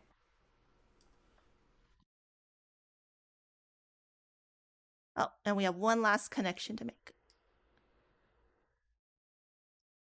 So this right here is exactly the same as what we just saw in the slides. Oh, except we're missing one last thing, which is we need to set the variable to name. So make sure the variable name is updating in inspect mode. So when we click on preview, let's check out inspect mode.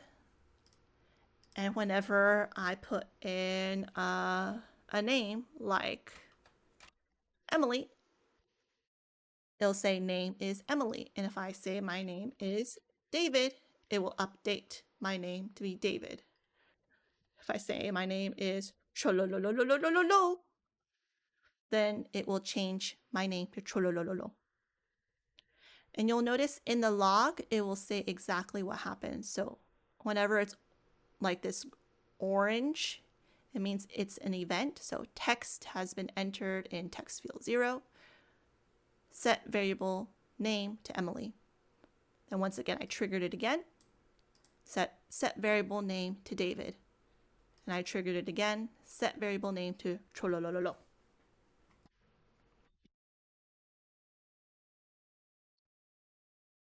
So how are we all doing with this milestone?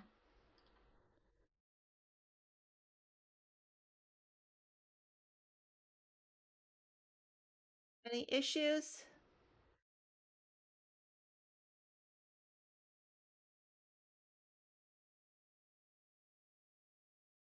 Okay so far? Okay, great.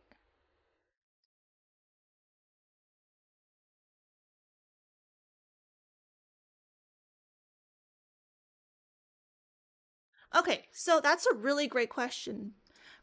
So the question is, why do we need to create a text variable box? Well, the computer doesn't know that we have a text variable. So anytime we want to store something in a container, we have to first grab that container. You could think of it as like, okay, well, we can't put things in a box if there's no box, right? So the create text variable is like bringing that box into the room and saying, now we have a box here, and now we're going to name this box name. And now we can put things in this box. Otherwise, the computer's not smart enough to know that what you mean exactly. You have to be very explicit when you code. Does that kind of explain it a little bit better?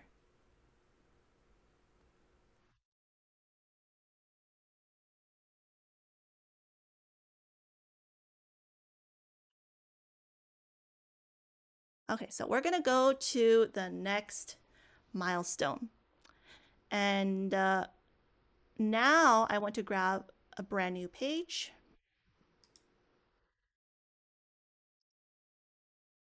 And I need to get a wand.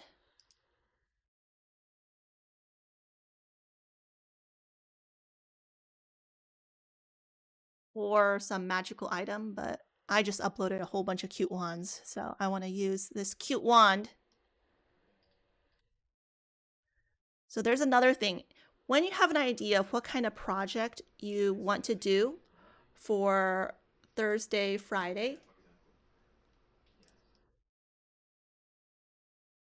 please let me know so then I can add some assets that will help support that project. Okay, so if you have an idea of like, oh, I kind of want to do this, then I can start putting it in the list of what kind of assets we need to include in the library some more. So I have my cute little wand. It's got flowers on it. Okay.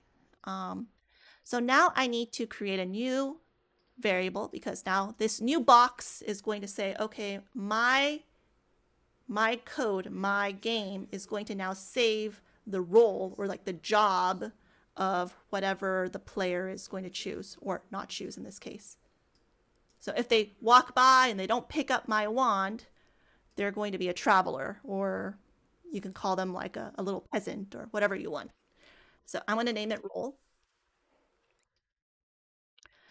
And on page start, I'm going to grab variable equals value. And variable equals value will set the variable to a certain value. So I'm going to show you really quick what's the value of role right now. So by default, if we don't set it to anything, it's just an empty string. It's just empty text.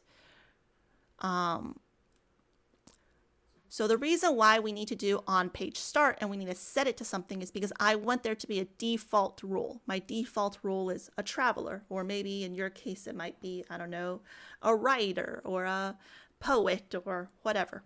What is your default role of the player? So white triangle fills in the white triangle.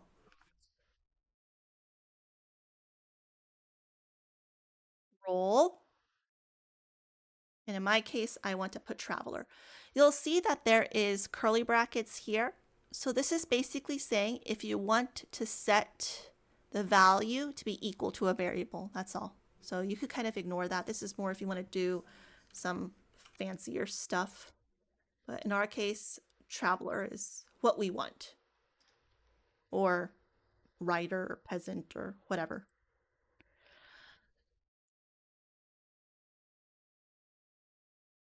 So I'm going to click on the preview box now and go into inspect mode again. Okay, so now you'll see on page start, my role is now traveler. That's great. That's exactly what we want. So if you're able to have role is traveler when the page starts, you're doing it correct.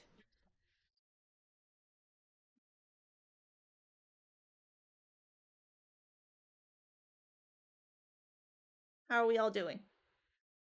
We need to pause. Ready to keep going? Pause? Yes.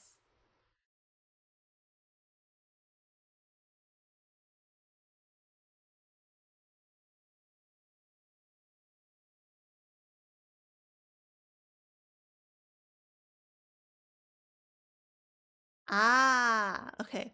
So the reason behind that is probably because somewhere in the back end, it already added a rule.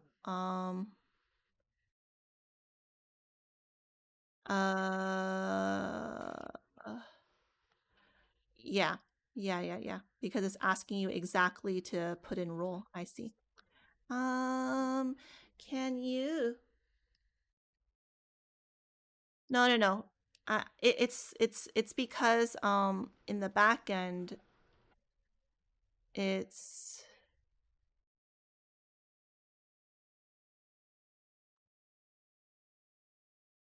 one second. Are you can you send me your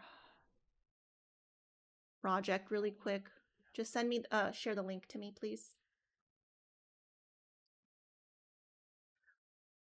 So Lauren, your question, what would be a good thing to code so they know they are a traveler at first? Can you please expand on that? So this is in this example, it's just basically saying that in this story you're a traveler at the beginning, but you can be also a writer or a whatever, like a student. It's not like this is not set. You don't have to be a traveler, but if you can expand a little bit about that, that'd be really great. Ah, should we add a text that says you are a traveler and see a wand? Do you pick it up? So yeah, I think the instructions can be more explicit. I did it this morning.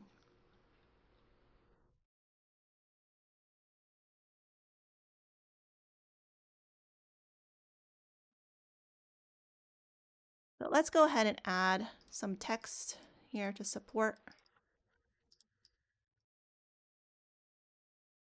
You are a traveler and you see a wand. Do you pick it up? But I will adjust this so it's a little bit clearer. But that's a great point. I'm going back to this project.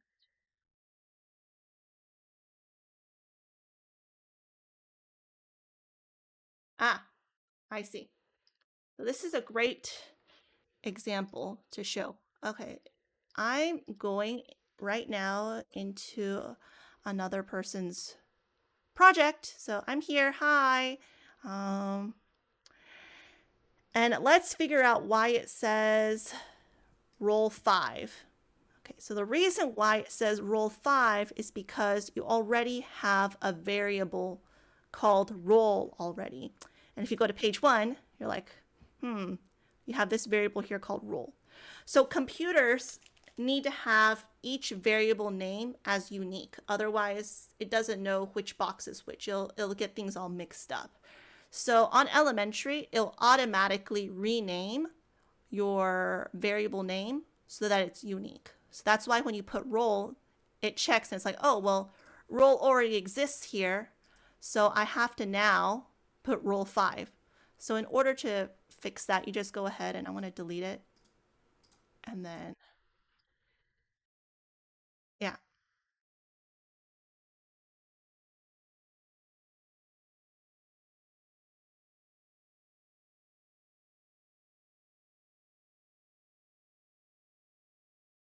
Yeah, so on page 1, you had a variable called role. You just had to delete that one. So I just went ahead and deleted it. It told you to create just the name variable, not the role, just the name.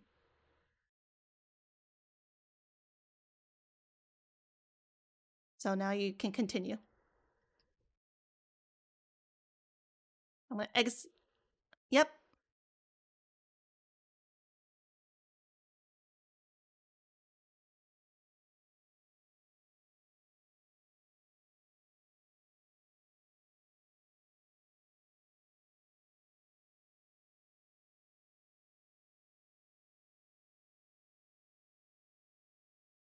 Are you on Safari? Chrome? Can you read, like, are you on a Mac or a I feel like we're having a lot of issues with Mac devices. Can you try No, it's not it's not the browser. I think it might be a weird thing of the actual device. Try refreshing, and if it doesn't, if it's still like weird, then can you send a message to or I'll write it down. Yeah, just send a message to David again and see, like, just let him know again if it's still a problem, so that way we can really look at. Okay, I think he already marked it down. It's a Mac issue, I think. Okay, so okay, I think it's a Mac thing. We'll take a look since we don't have Mac devices right now, so we haven't really tested as much on Mac devices. iPads, we've tested. I just don't have a Mac device. They're different OS systems. So, yeah. iPads, we have iPads, so we've been testing on iPads. It's just I don't have a Mac, so I haven't tested as much on Mac. Yep.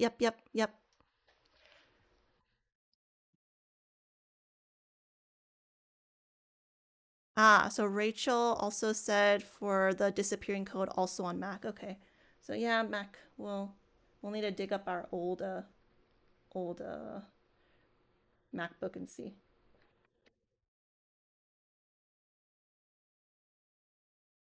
These are all great though. Um, you've marked them all down. You guys are all superstar debuggers for us. Thank you so much. So, I'm gonna go ahead and go to the next milestone. And now we need to add, let the player choose a magical item to change the role.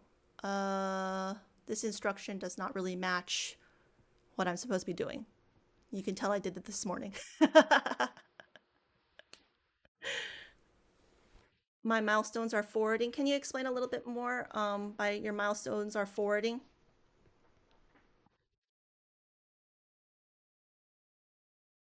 Okay.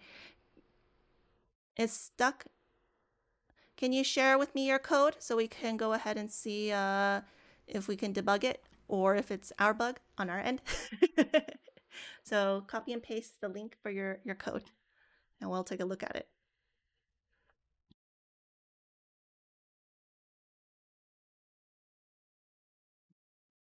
I'm gonna actually go in here.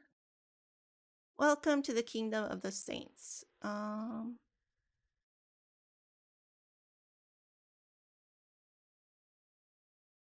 So I see you've added things, and for some reason it didn't forward for these ones, but when I'm going through it, it's forwarding. So strange. Are you in your project right now? I don't see you here.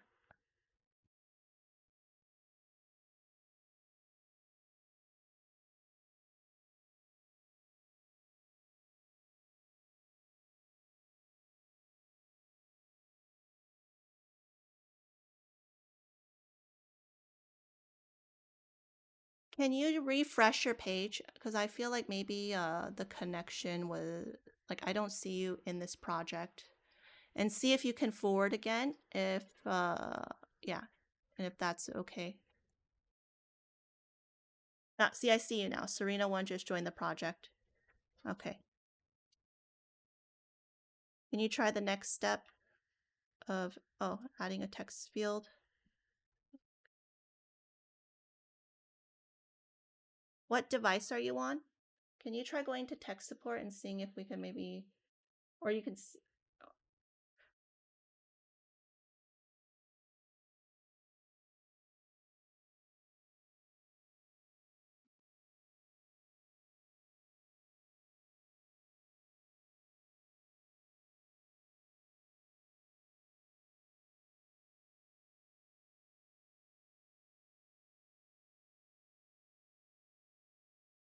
are you on Safari? Are you on a Chrome? Are you on a Mac, I mean? You're on a Windows?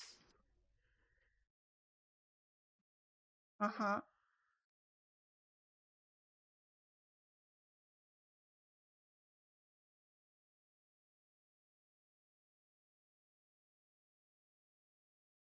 Oh, wow. It just like did all of the steps. So I think it just skipped the first step for some reason, and then like it just did all the other steps. Okay, so I guess it was still recording your progress. It was just weird. No, I don't know. I'm sorry. That was awkward. Okay, so let's go ahead and continue with adding the magical items. I'm going to go ahead and go on click. I'm going to grab my magical item. So that's my object. It's all my purple blocks on the bottom. And I need to go ahead and get my variable block. So this variable block is the same one, variable equals value. If you want, you can also copy and paste because it's the same block. So copy, paste, put it on the page. So now when I click on this wand, I want to set my role to a wizard or, I don't know, a sorcerer or whatever. So let's try to connect our blocks together. Purple circle goes to the purple circle. White triangle goes to the white triangle. Select role and change the value to wizard. So the most important part is to always preview. So we have to check, does your variable role change when you click on your magical item? Oh, I'm not in inspect mode. I have to go in inspect mode. So I am a traveler right now, and if I click, image 0 has been clicked, set variable role to wizard. So seems like it works, and role is wizard.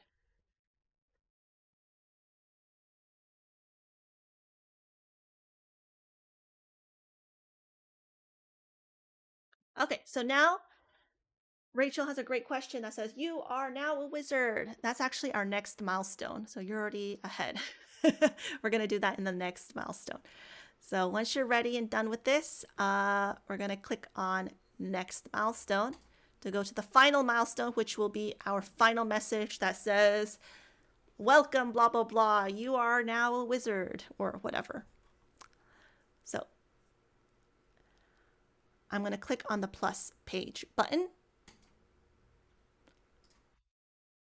and go to my layout design. And remember, I need to use the curly brackets or the mustache notation. I need 2 of them. I need 2 of them on each side. That's very important because only that way does the computer know, oh, I have to replace this curly brackets with the variable's value. So you can write, hello,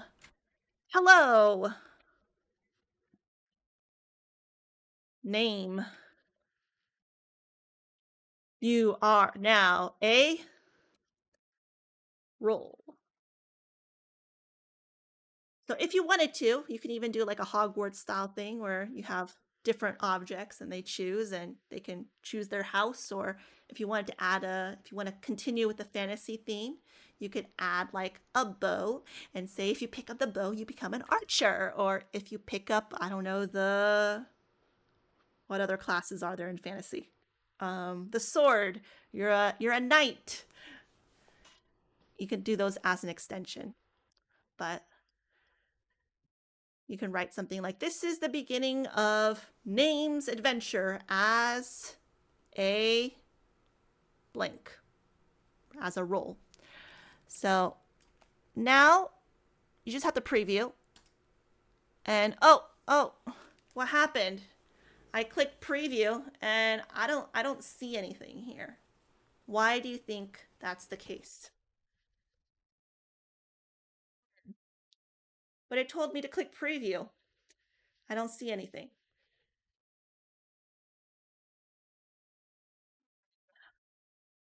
I don't see anything. So we go into debug mode and let's look at our debugger. What do you notice in the debugger? Yeah, there's no code, and most importantly, name and role, what are the values? They're blank. Because why? We set the variable values where? Where do we set the variable values?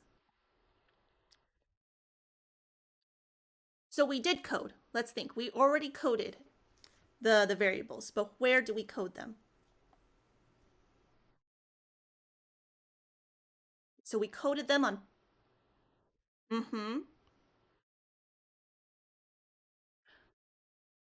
Yeah, because we didn't go on page 2. We just previewed just page 3. So variables are persistent throughout the project. But if we never typed in our name, and if we never selected anything, if we never went on page 1 and page 2, our variables will be blank because we're just in this void of page 3. So what we have to do is we have to go, well, technically I could just click on the restart. We have to click on the restart. So go to page 1 and start from the beginning. So then we say my name is, I don't know, Chloe. Okay, so now my name is Chloe. When I go on page 2, my name is still Chloe, and now my role is a traveler. And if I click on the wand, my role is now a wizard.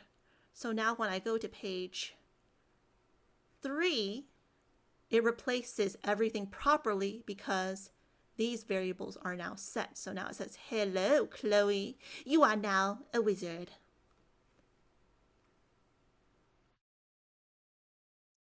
So this is a really key point because your kids are going to click preview and they're going to be like, teacher, it doesn't work. I did what I was supposed to do and nothing happens. Why? And so then we can go through the debugging process. Open up inspect mode. What do you see? Do you notice anything about your code? Okay, we have 2 variables. What are the values? Why?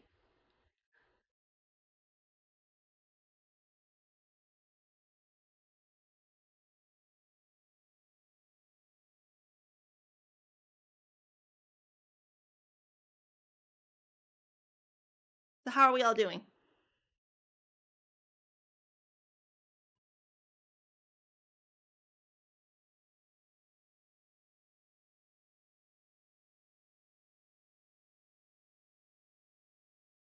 Okay, let's take a look. Share your project in the chat and we'll take a look.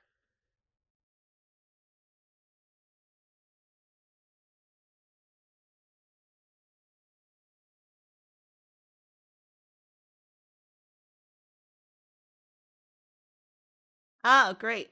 You debugged it all by yourself. Perfect.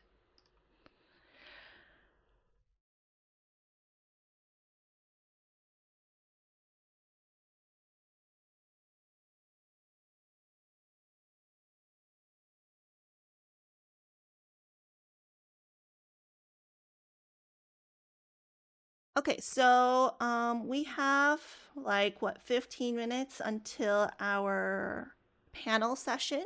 So I think we'll just end at this point and you guys can go ahead and grab your lunch, And then we'll have a really awesome panel with some wonderful superstars.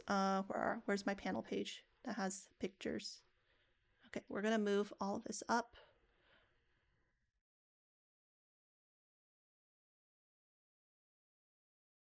Go.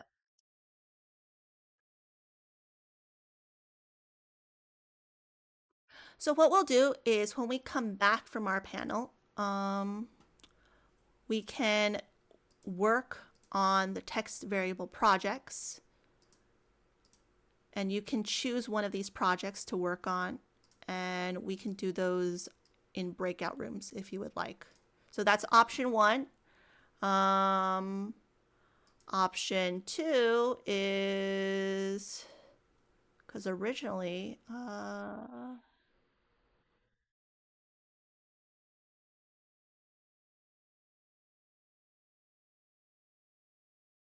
option 2 is we can kind of continue with variables and move on to number variables and do that. So would we like to spend some time on text variables and do the personality quiz, poem generator, fill in the blank, noun, adjective? Or would we like to continue to number variables? So 1, text variables. 2, move on to number variables.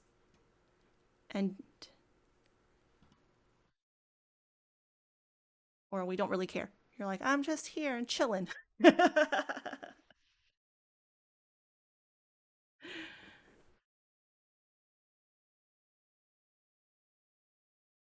Okay, so we'll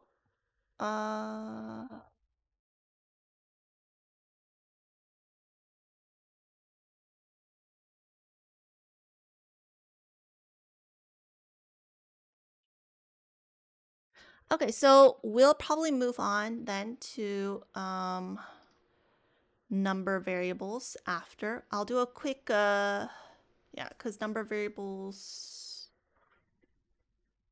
yeah, we'll do number variables. And then if you guys want to do the text variable projects, it's pretty much the same thing that we've just done together, just in a different context. It's the same sort of idea. So anyway, take a break, go get lunch. See you back.